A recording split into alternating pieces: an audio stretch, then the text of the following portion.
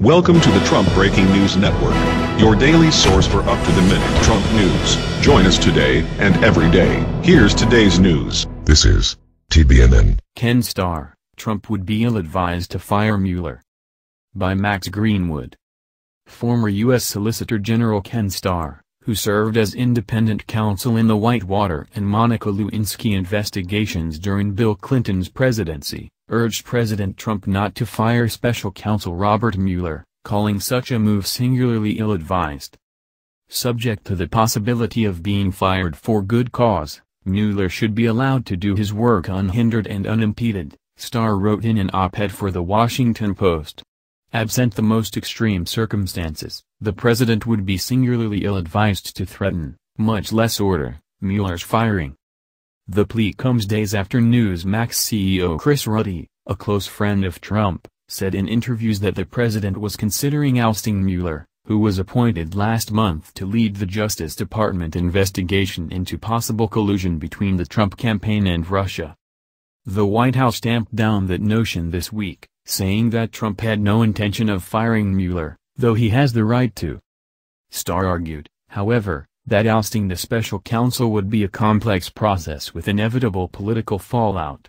What's more, he wrote, it would ultimately fall on Deputy Attorney General Rod Rosenstein to make that call. As a matter of honor, and in light of his sworn testimony before Congress, Rosenstein would inevitably resign if confronted with a White House directive to dismiss the special counsel, he wrote. Wisdom counsels strongly against unleashing a 21st-century version of the Saturday Night Massacre of Watergate-era infamy.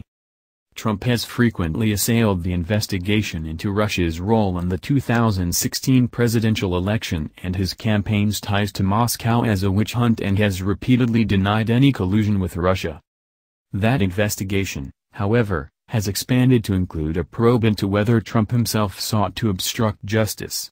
The president has come under scrutiny for a February meeting with then FBI Director James Comey, in which he asked the top cop to end an investigation into former National Security Advisor Michael Flynn. In that meeting, Trump reportedly told Comey that he hoped the FBI director would let this go, referring to the Flynn probe.